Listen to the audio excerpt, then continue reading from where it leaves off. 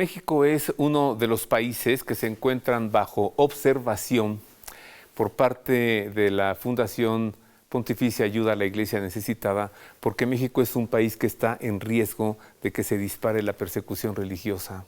De eso hablaremos hoy, y no solamente de la realidad en México, sino en todo el subcontinente latinoamericano. La persecución religiosa ha crecido en 2020, en los años anteriores y por supuesto en este año también. ¿De qué se trata la persecución religiosa en México y en América Latina? De eso hablaremos hoy.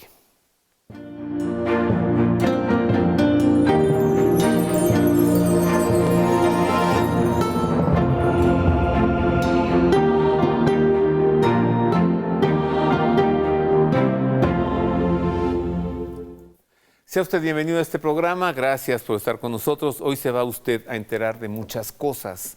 La semana pasada estuvo conmigo Julieta Appendini, ella es la directora para México de la Fundación Pontificia Ayuda a la Iglesia Necesitada. Nos presentó el informe de la persecución religiosa en todo el mundo.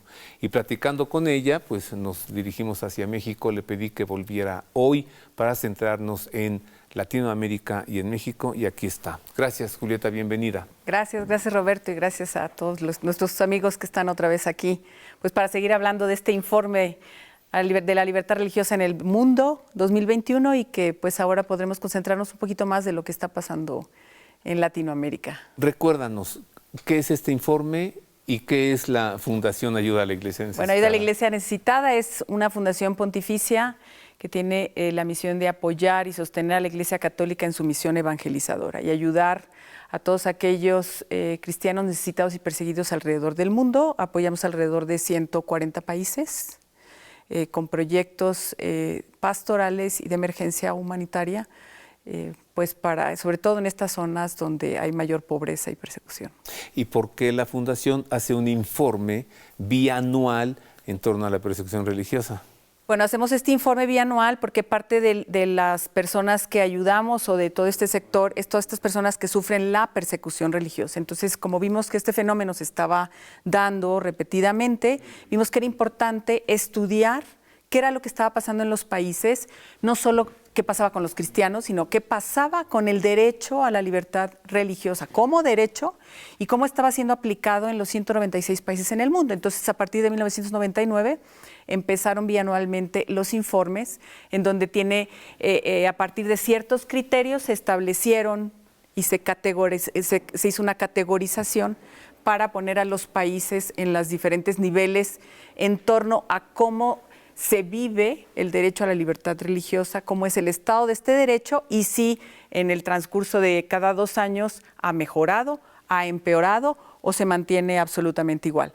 Cada país manifiesta el número de religiones que hay y su porcentaje, manifiesta su marco legal y manifiesta las acciones que sucedieron en los años de estudio, que en este caso es de noviembre del 2018 a diciembre del 2020, y da una perspectiva de cómo se vislumbra que estará viviéndose este derecho en cada uno de los países. Así que podemos mirar.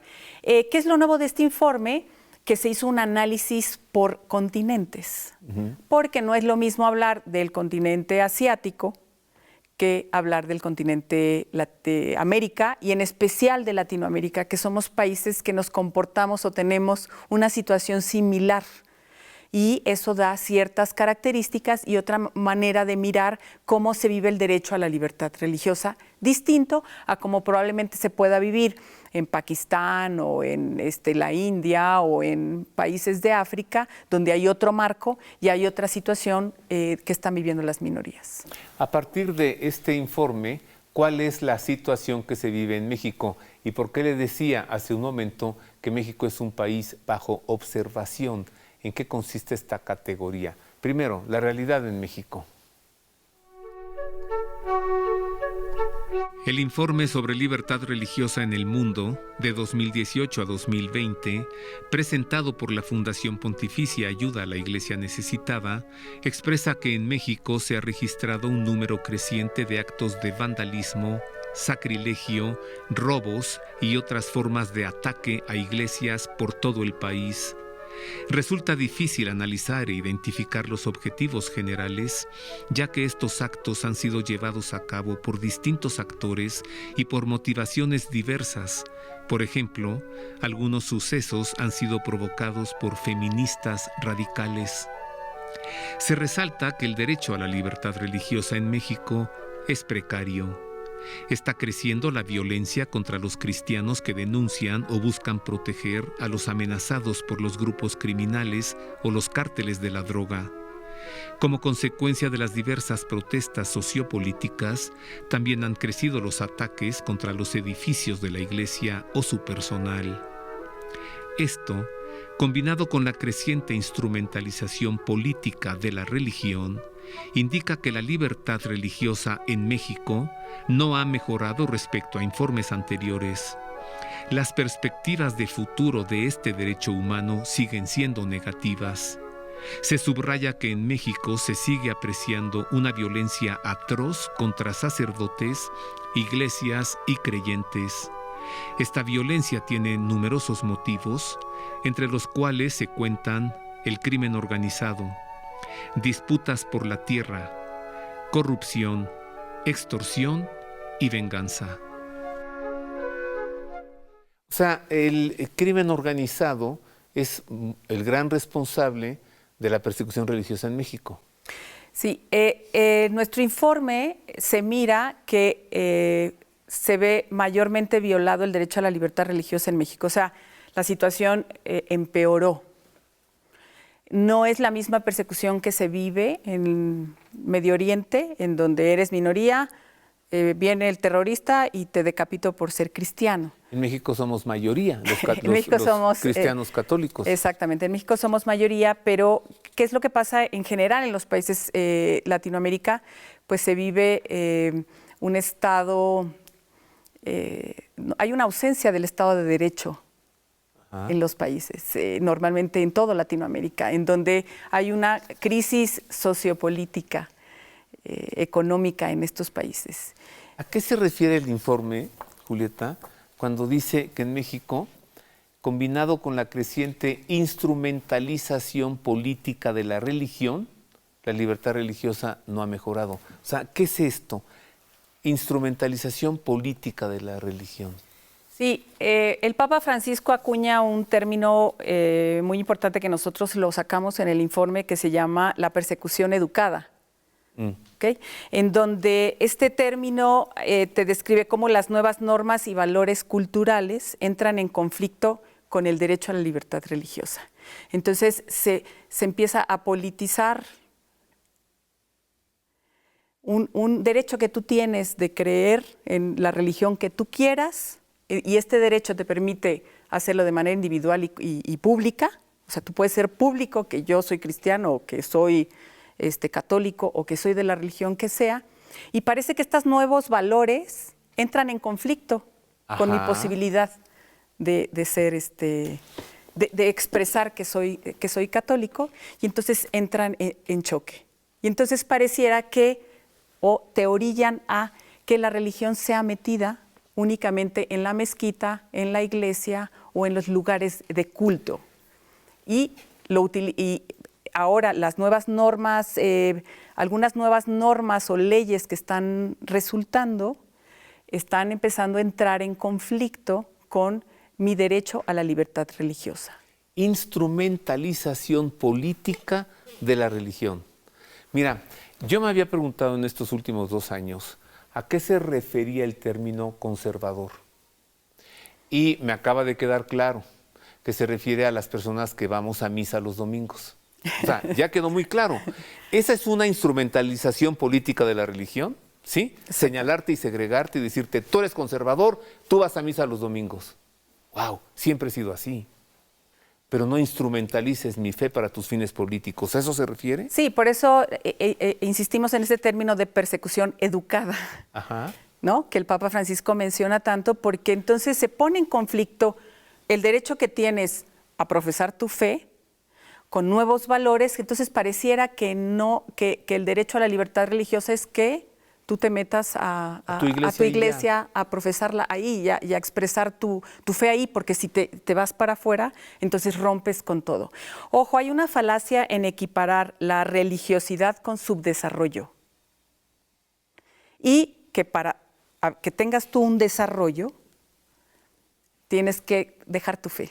Ah, claro, los creyentes son de la Edad Media, son del pasado, son subdesarrollados. Exactamente. Entonces empiezan estos nuevos valores, estas nuevas formas de ver, entran en conflicto, ¿no? Entonces, tú crees, tienes fe, eres subdesarrollado, quieres desarrollarte, tienes que entrar en otro nivel. Y por otro lado, bueno, este término, tú eres ¿Conservador? Bueno, no, yo creo que no tienes que ser conservador, yo quitaría esa palabra.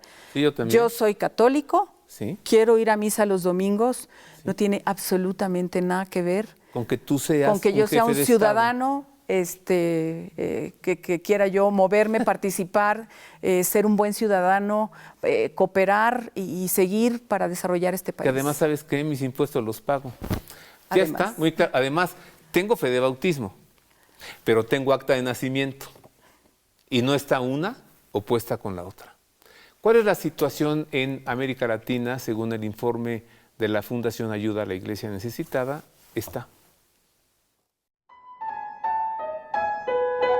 El informe sobre libertad religiosa en el mundo de 2018 a 2020, presentado por la Fundación Pontificia Ayuda a la Iglesia Necesitada, destaca que varios países de Latinoamérica están inmersos en crisis sociopolíticas agravadas por la violencia debido a la ausencia de un Estado de Derecho, el tráfico de drogas, la corrupción y la pandemia. Además, se afirma que la región sigue siendo una importante fuente de emigrantes, principalmente a Estados Unidos. En Cuba, Nicaragua y Venezuela se ve un historial cuestionable de respeto a los derechos humanos y la democracia, con una hostilidad estatal que usa la fuerza y la intimidación de los fieles creyentes, con despliegues policiales alrededor de iglesias y procesiones, amenazas a líderes religiosos y a los fieles y cancelación de visados al personal religioso extranjero. Existe un aumento de los ataques contra lugares de culto, imágenes y símbolos religiosos y una aceleración del laicismo, ya que en el discurso social algunos grupos han presentado el derecho a la libertad religiosa como opuestos a la naturaleza laica del gobierno. El informe presenta también una nueva clasificación llamada Países en Observación. Se trata de los países donde se han manifestado factores preocupantes de reciente aparición, tales como medidas legales contra aspectos de la libertad religiosa, incremento de los casos de delitos de odio y violencia ocasional por causas religiosas que podrían conducir a un deterioro del derecho humano a la libertad religiosa.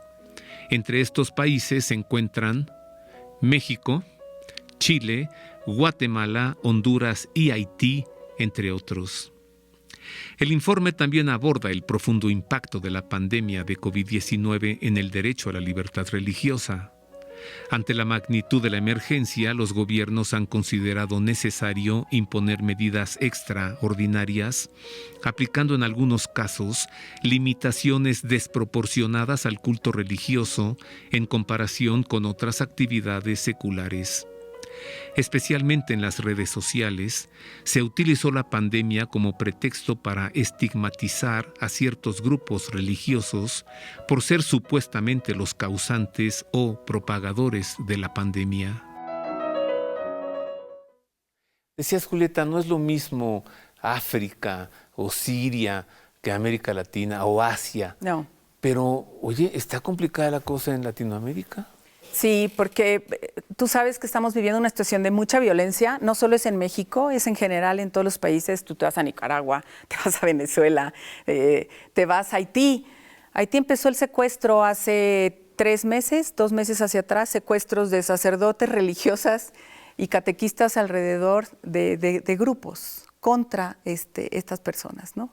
Entonces hay una combinación de una agresión, de una violencia, del crimen organizado, que pone todo boca arriba, y un Estado que no tiene capacidad de solucionar estos problemas, ciertamente los católicos y los líderes católicos, los sacerdotes, las parroquias y la comunidad, los sacerdotes se han vuelto estabilizadores, son parte del juego de estar dentro de una comunidad y son estabilizadores sociales, ayudan a la comunidad, ¿no? O sea, tú te vas a la India y tú dices, los cristianos católicos son menos del 1%, pero el impacto que tiene la Iglesia Católica a nivel social es del 30%, Wow. a nivel de educación y de salud. Eso pasa acá. ¿A qué me refiero que eso pasa acá? La Iglesia Católica, a través de sacerdotes, religiosas, de la gente que la conformamos, ayudan a sectores que tienen un impacto porque unen a la comunidad, porque están dentro, están viendo a la gente, hacen conciencia. Y eso no es lo que están buscando el crimen organizado u otros sectores. Y entonces empiezan a chocar. ¿Qué es lo que pasó, por ejemplo, en Nicaragua? Empezó la persecución contra los sacerdotes, obispos, cuando viene toda la amenaza de los jóvenes, en el choque que tuvieron, quieren ser mediadores de paz, empiezan a ayudar a estabilizar el conflicto que hubo entre ellos y empiezan a ser perseguidos también. Entonces, es una situación diferente. Tú le estorbas al gobierno en ciertas situaciones, pero también el gobierno no tiene capacidad de solucionar un conflicto de violencia que se vive en México y en absolutamente toda Latinoamérica. Ajá. No tiene capacidad de solucionarlo un gobierno en América Latina, pero tiene capacidad para señalar a los católicos, tiene capacidad para señalar a los que van a misa. Voy a hacer una pausa, queridos amigos. Regreso para unir la pandemia por el COVID-19 con la persecución religiosa, porque se permitió que se abrieran restaurantes, que se abrieran cines, teatros, pero las iglesias no. ¿Qué acaso no se abusó de esto? En Estados Unidos se presentó una denuncia, una demanda. Nueva York. En Nueva York. Vuelvo con esto y con más.